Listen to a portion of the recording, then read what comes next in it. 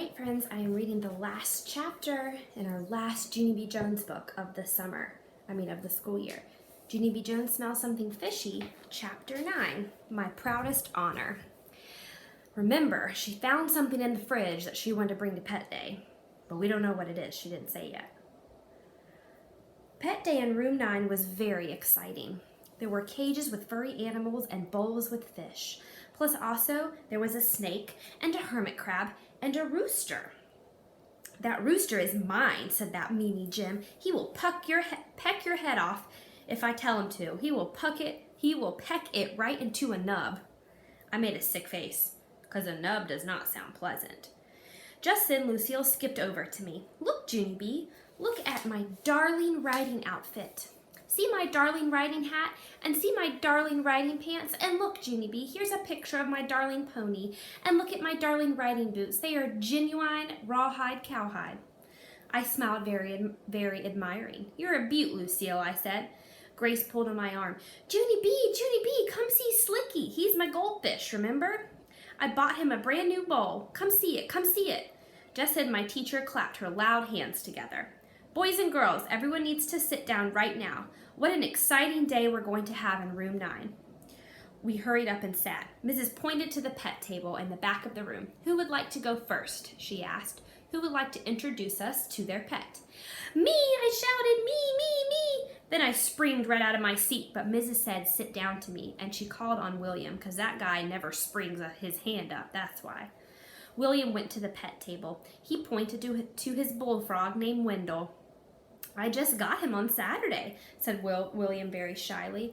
Mrs. smiled. "Well, he certainly is a handsome bullfrog," she said. "Would you like to take Wendell out of his tank for us, William? Would you like to show the children how to hold a bullfrog?" Then William's face got whitish and sickish, and he started sweating a lot. That's how come Mrs. had to put a wet towel on his head, and she said he didn't have to hold Wendell. Charlotte went next. She showed us her bunny named Slippers. She carried him all around the room, and she let us pet his head. Slippers smelled like stinky feet. After Charlotte came Polly Ann Puffer. He showed us his parrot named Pirate Pete. Only too bad for Pirate Pete, because he kept on saying a bad word, and he wouldn't even stop, and so Mrs. had to send Pirate Pete to the office. Let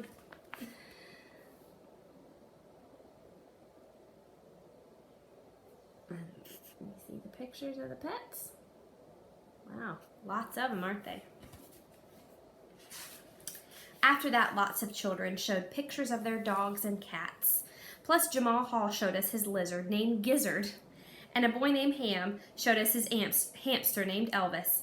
Finally, I raised my hand real calm. "It's nice to see you being so polite, Junie B. Would you like to go next?" Mrs. asked. "Did you bring a picture of your dog?" I shook my head. "No," I said, because I didn't want to bring a picture. Remember, I wanted to bring a real actual pet. Only too bad for me, because Mother said no raccoon, and then my grandma Helen Miller stole Sparkle. Plus also I lost my noodle, and then we couldn't find the orange juice. And so that's how come my grandpa moved the frozen vegetables. And boom, I saw a pet in there. So I put him in my backpack, and here he is now. After that, I quick unzipped my zipper pocket, and I held up my pet for everyone to see. "Fish Stick," I said, real delighted. I named him Fish Stick because he's a fish stick, of course. Room 9 stared and stared. Then all of a sudden, everyone laughed at once. "You goony bird," yelled that meanie Jim. Fish sticks aren't pets. Fish sticks are dinner." I felt very shrinking inside. But fish sticks have to be pets, right?" Mrs. asked. "Because fish sticks are fish, aren't they? And fish are pets, right?" Mrs. was hiding behind her hands. She peeked at me between her fingers. Yes, sure, of course, fish are pets," she said. I felt a teeny bit better. So then fish sticks can be pets too, right?" I said.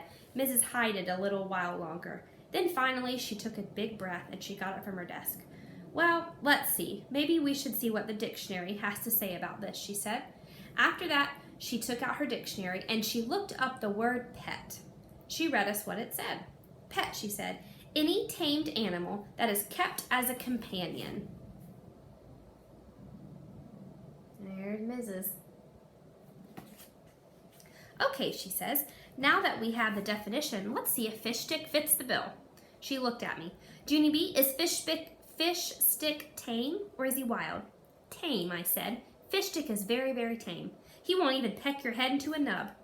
Okay, good, said Mrs. And would you say that Fish Stick is a good companion? Junie B, can you take him lots of places, and does he behave himself? Yes, I said. Fish Stick can even go more places than my dog, probably, because I put my fish stick right in my back pocket and he doesn't even say a peep. Mrs. smiled real happy. Then she walked to my table and she shook my hand. Well then, congratulations, she said. According to the dictionary, Fish Stick is definitely a pet. After that, she took Fish Stick out of my hand and she carried him to the pet table. And guess what? She put him right next to Slicky. Grace, hey Grace, now our fishes can be friends like us, I smiled real delighted. Just then, I heard a croaky noise. It came from Wendell the bullfrog, I think.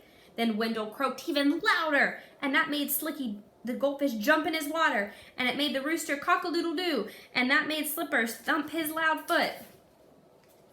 And then his cage door accidentally came open, and he hopped right off the table. Oh no, yelled Room 9. Oh no, oh no! And then all of us chased Slippers all over the place, and he hopped and hopped and hopped until Mrs. caught him in the trash can. It was the excitingest adventure Room 9 had ever had. And that's not even the best part of Pet Day, because at the end of school, Mrs. gave out special ribbons to all the pets. And the rooster got the screechiest, and Pirate Pete got the talkiest, and Slicky got the bubbliest, and Slippers got most rascally rabbit, and Fish Stick got most well-behaved. I did a gasp. Then I shaked Mrs. hand. Thank you, Mrs. Thank you, thank you. 'Cause this is the proudest honor I've ever imagined, Mrs. laughed. She said me and Fish Stick made her day. Then she gave me a hug, and that is called a perfect ending. Oopsies. So I want to show you the picture of Junie B holding her fish stick and most well-behaved ribbon. That Junie B is so funny. I had so much fun reading Junie B. Jones books aloud to you guys, and I hope that you liked them too. Maybe over the summertime, you can, if the library's opened, or if you want to order some from Amazon or Target, I'm sure that the Junie B. Jones books are available. And also, you can look them up on YouTube. You can watch me read them all over again. Again, thanks for watching, guys.